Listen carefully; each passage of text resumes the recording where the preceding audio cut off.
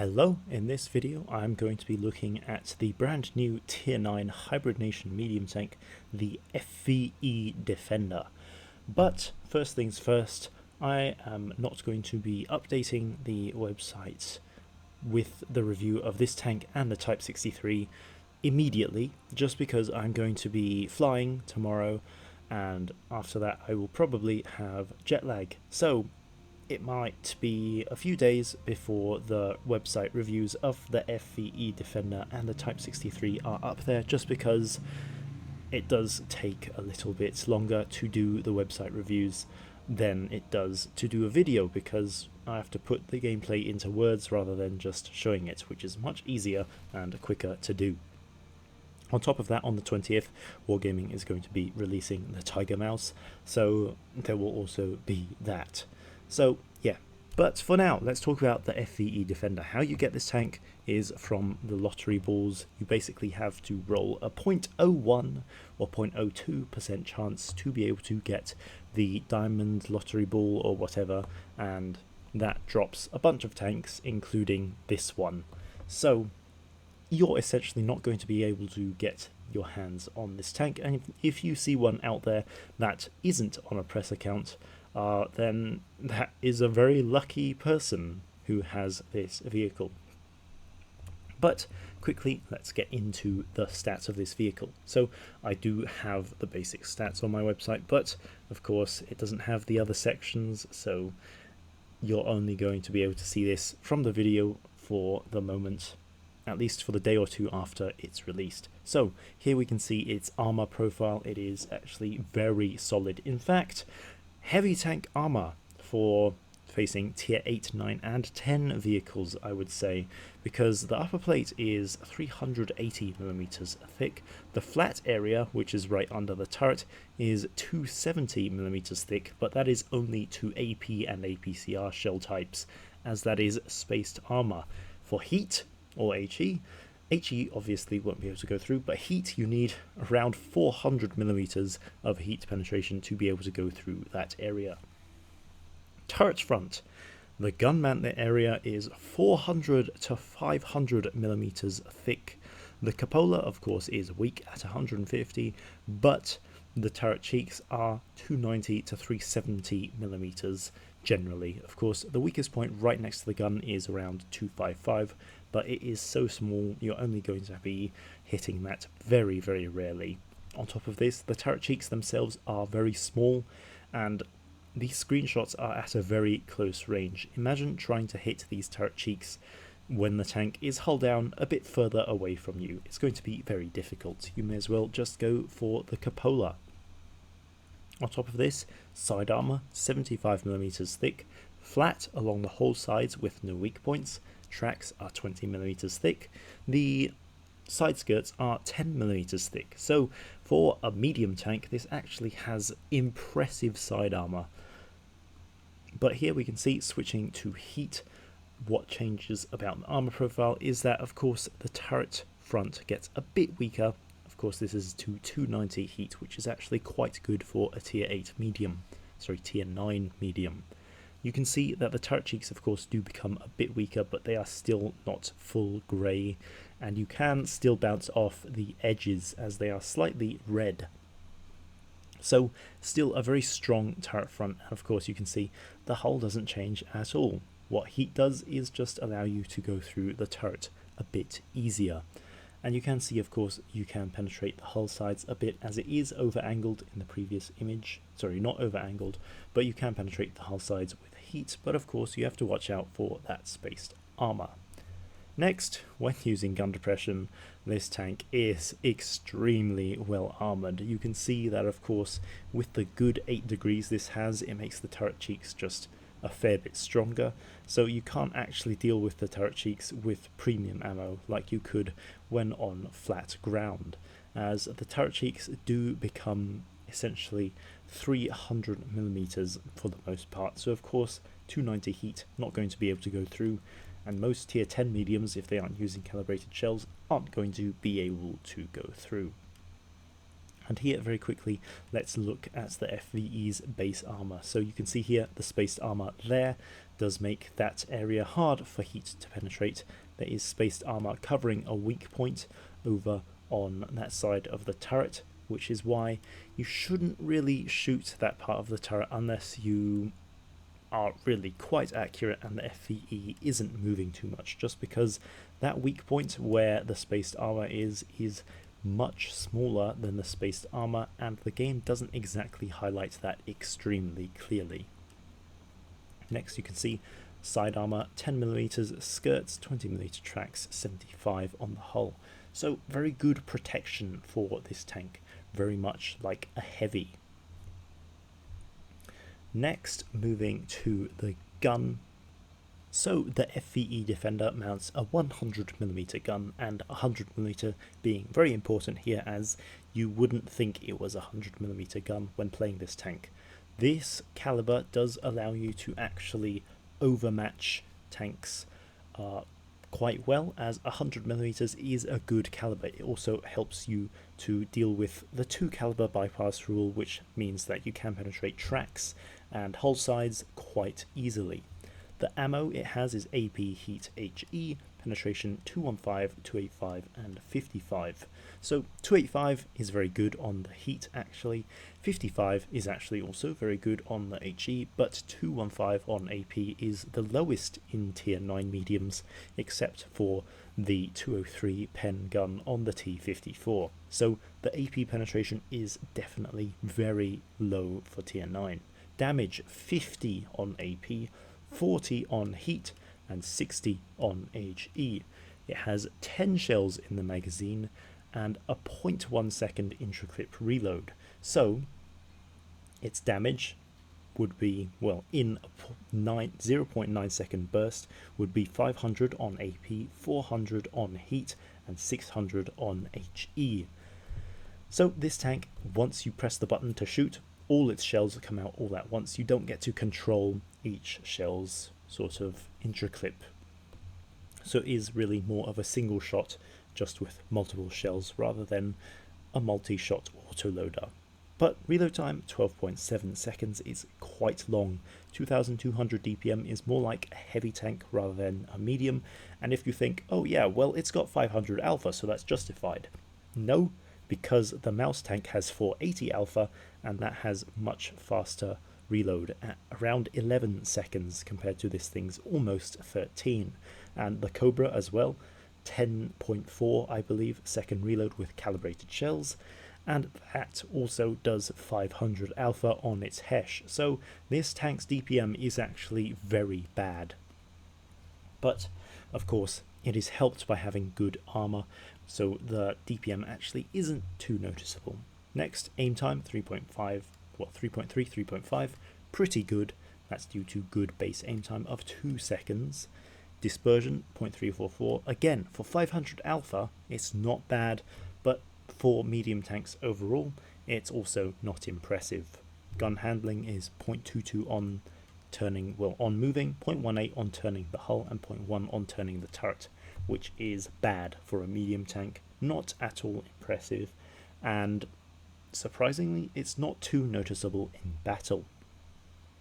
Next, shell velocities 2000 meters per second on all shells, making this the highest shell velocity tank in game by, well, its base stats. Next, gun depression 8 degrees is actually very good, helps you to use the armor and really bounce shots and make the tank more survivable. So this tank, its gun definitely doesn't look anything impressive, especially if you consider horrible gun handling, mediocre dispersion.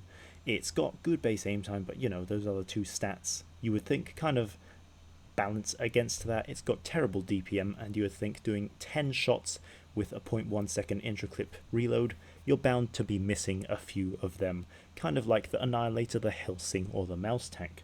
But actually, in terms of how this tank, the gun, actually feels in battle, it's quite different. Surprisingly, it feels actually quite reliable, quite accurate. You don't really feel that terrible gun handling too much, and its aim time feels actually very good just like it is shown here. The DPM, again, not that noticeable considering this tank is armoured like a heavy tank. So really 500 alpha with a 12.7 second reload, it's not all that noticeable, especially as you do trade damage very well. You can take hits very well due to your good armor. Really, on this gun, I can't notice downsides when I am playing it. Yes, there are some parts that aren't maybe the most ideal, but it's not a crippling downside. It's not extremely noticeable. One thing I do have to mention about this gun, it has 1.0 after-shot dispersion, which is much better than any other tank in the game. If you think about, well, all tanks in the game, mostly they have 4.0 after-shot dispersion. The tanks with good after-shot dispersion have 3.0, such as the Annihilator. Very good is 1.8, such as the Helsing, and this tank has 1.0, which is just insane. The gun essentially doesn't bloom after shots, and that's very important considering it does 10 shots in less than a second. But yeah, the gun essentially doesn't bloom out after shot. Next, mobility. 43 forward speed, very poor for a medium tank. 17 in reverse, also poor for a medium tank. Acceleration rate 16, also poor for a medium tank. It weighs 60 tons and has 970 horsepower engine. Its actual acceleration is the same on hard terrain, 16.1 horsepower per ton, with a 46 degree traverse speed, which is decent for a heavy tank, but it is not for a medium tank. It is actually very slow for a medium, but again, you're very well armoured. I think that's fairly justified. Medium terrain mobility, 12.4 horsepower per ton. Again, that's like a heavy tank, and 35 traverse speed, also like a heavy tank. That's due to the mobility, well, the terrain resistance on medium terrain. So this tank, it does move like a heavy, especially on medium terrain. However, it does have something to combat this, which is the super speed boost. This is very important and I would say mandatory to use on this tank because, for one, it boosts your reverse speed up to 25 kilometers per hour, and I have used this several times to get out of a bad situation where the tank's fairly large profile is exposed out in the open. That reverse speed, very useful. On top of this, your tank doesn't have a strong engine. Well, it does, but you are also weighing a very high amount, so you do need that extra 35% engine power to get into position, to get out of position, and to boost your top speed to a reasonable amount. On top of this, the traverse speed improvement is also useful, as this tank's general mobility is just poor in many regards. So do use the engine power boost. You will see me using it in the gameplay. It doesn't have any special provisions or anything, and you can carry 400 rounds. However, think about it this way, they're 10 round bursts, so really instead of 200, 120, 80, what I have here is 20, 12 and 8 in terms of how many times I can shoot the gun. So next, equipment wise, I would say use calibrated shells, as this tank has poor standard penetration. You also want to be trying to penetrate as much on standard as you can because your DPM is already low, and this tank is more about damage trading rather than getting out damage quickly. Next, engine accelerator, because this tank has poor mobility, and out of all things, I think this is better than just improving your traverse, as this one also gives you some acceleration to be able to help you reach your top speed. Next, improved assembly or enhanced armor, either of these can work well. I would say, personally for me, I'm going with improved assembly, as this tank's armor is already hard to deal with, but enhanced armor would just help you to deal with the higher level of penetration, such as medium tanks using calibrated shells, or heavy tanks with their higher than medium penetration. But in the gameplay, I do use improved assembly, and you will see that. Next, gun lane drive, to help this tank balance out its poor gun handling, and I would think that this is the reason that the gun feels so reliable for me in the gameplay. Because, of course, this tank has the best show velocity in-game. If you did want to min-max it, you can use that. But I think that gun lane drive does actually help a lot with this tank's gun handling. Next, vertical stabilizer. Again, this tank's bad gun handling is the reason I use this. 0.344 dispersion is actually not the worst for 500 alpha damage burst. Next, of course, toolbox. This tank actually has very quick track repair speed, so I do use that, and enhanced tracks are just useless. And next, improved, well, consumable delivery system to improve the cooldown of the improved engine power boost, which I like to use more often in battle rather than for a longer period of time. So I do have 3 battles in the FVE Defender to show, and the first one is going to be on Naval Frontier. So you'll notice in this video, I'm not going to be showing any tier 10 gameplay, and the reason being is I didn't have any interesting battles in tier 10, and while I usually do like showing all the tiers that the tank plays in, this tank plays the same against any enemy that you face. It's a vehicle that uses its, well, alpha damage to trade and uses its armor to block damage and go hull down. Not so reliant on the mobility aspect or the DPM aspect, really. It plays the same against tier 10s as it does against tier 8s, just a little less aggressive, hence why I'm not showing any tier 10 gameplay, as it's not revolutionary in terms of how different it is. Now this video, this first replay will be lagging a little bit because I did have a fair bit of packet loss while I was playing, so yeah, you will see tanks popping up sometimes out of nowhere, or a bit of lag here and there. But you will see here I'm going to push down into the dip as enemies aren't exposing themselves to that hull down position where I was sitting just then. So I'm going to push across from this standard B to hopefully try get some shots into him or over towards the middle area, and you will see the T-30 become spotted. I do try to use the heat on him, and I do have enough heat penetration, but he does go into cover, making it really not worth shooting at him. But here is a moment which is important. I'm going to shoot the Centurion 7-1 on his side armor. Now this is where the 100mm caliber of the gun is quite important, as if this gun was 20mm, like the one on the Leopard at tier 5, it would have had a much harder time dealing with the side armor of that Centurion 7-1 just because of its smaller caliber. And you can see there, against the standard B, shooting his gun mantlet. Maybe not the best, as it does cause 1 or 2 shots to ricochet, but still decent amount of damage. So here, considering the situation, I do decide to push forward, try get under the gun of this ISU, but unfortunately he does still manage to hit me. But I'm out of that situation. The standard B luckily goes down. I manage to put 3 shots into the Caliban, but maybe not the best idea as the ISU does rush me. However, with his poor dispersion on move and relatively poor accuracy, he does bounce, and probably not expecting that considering he has the highest penetration of any tank destroyer in tier 8 by a large margin, so the armor of this tank probably quite surprising to an ISU player. But of course, against the upper plate of this tank, doesn't stand a chance.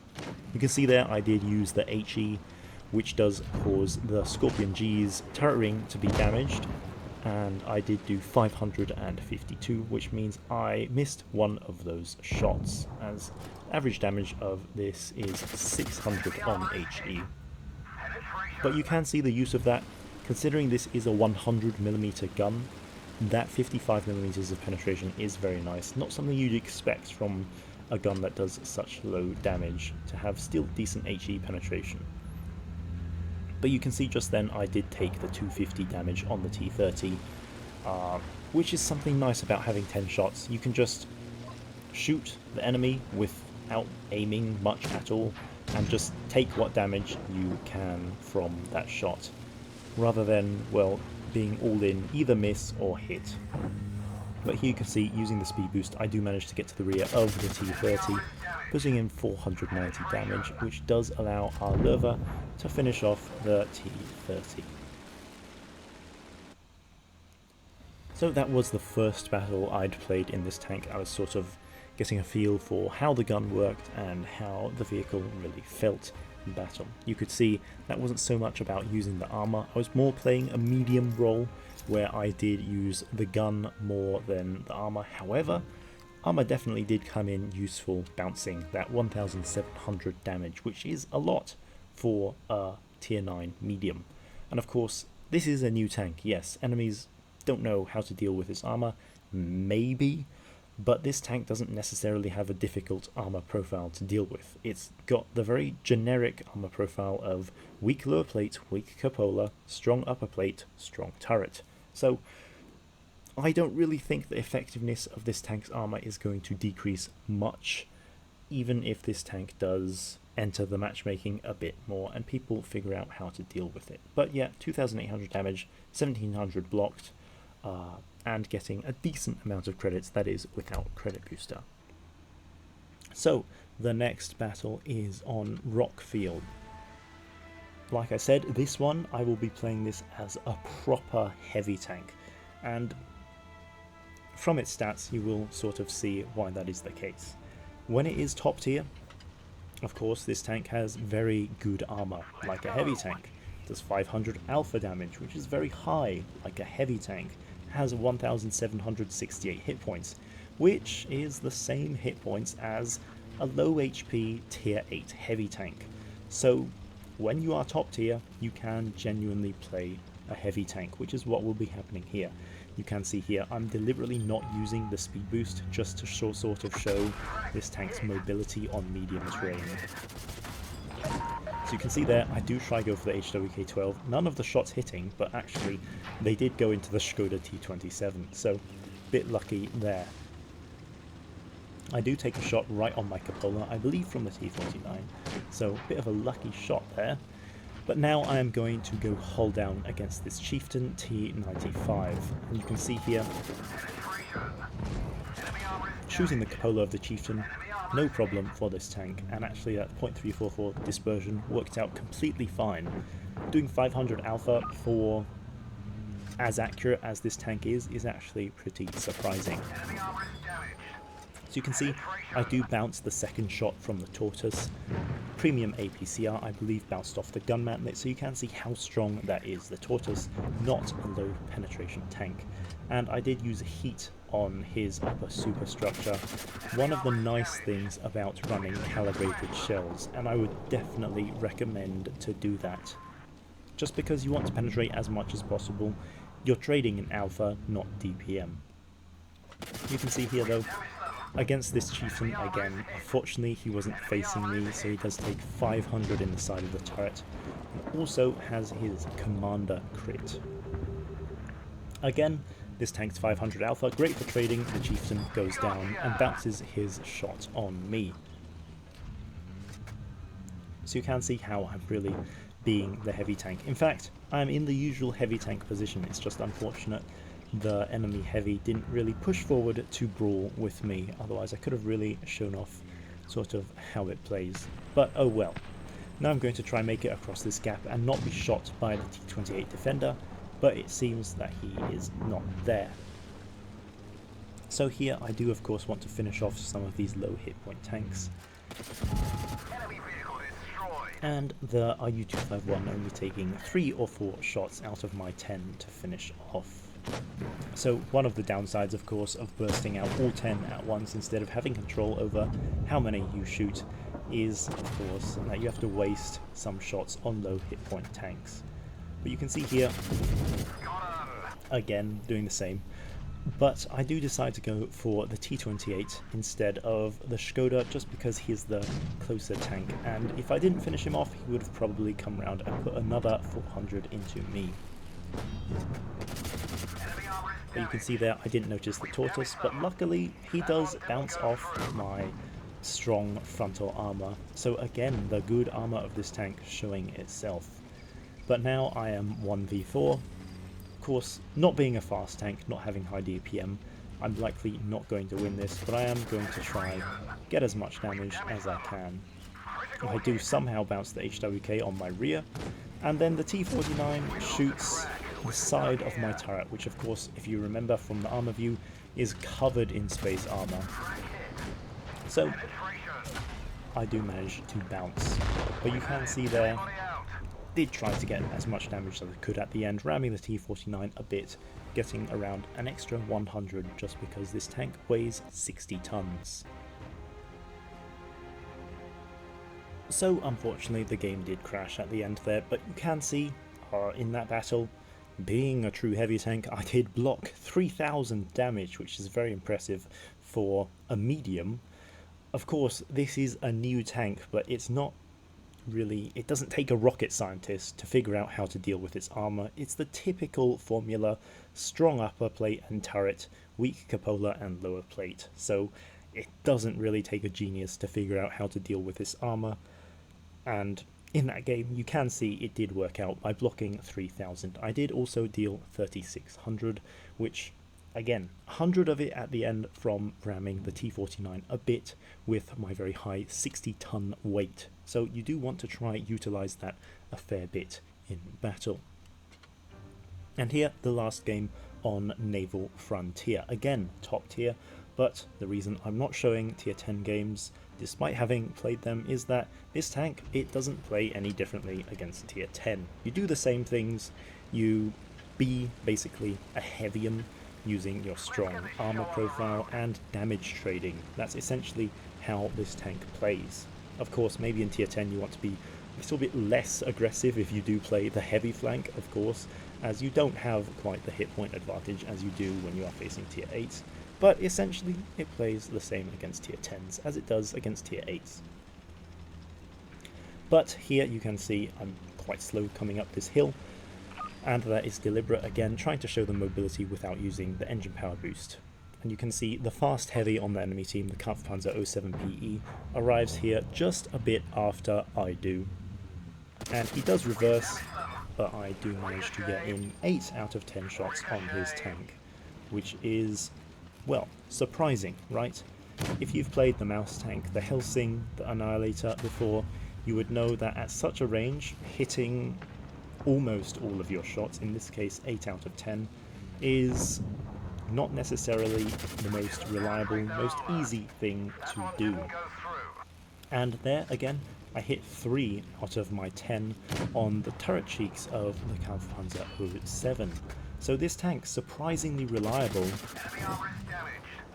at long ranges and just in general in terms of its gun, despite its stats not really showing that.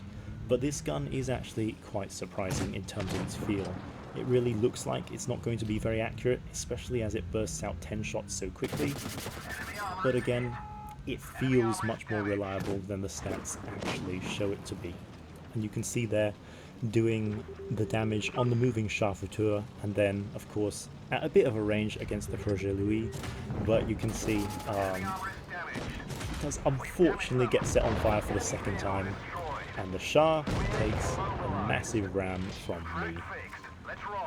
Of course, remember the Char only weighs around 30 tons, I weigh 60, so of course I do 571 damage to him, which is pretty impressive.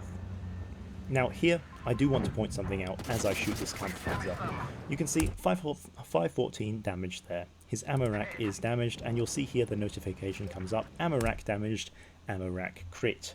So I do want to point out, this tank's module damage is 25, but remember, it shoots 10 times. 25 is extraordinarily low for, well, any tank. If you think about it, the Gravedigger in tier 7, that does 100 module damage. This, 25. Gravedigger, 6 shells. This, 10. So you would think this still does much less than a Gravedigger, but it does it so much faster that you sort of end up doing more in terms of module damage. You would have noticed against the Projet Louis that I set him on fire twice with both times I shot him. I ammo racked the Kampfpanzer.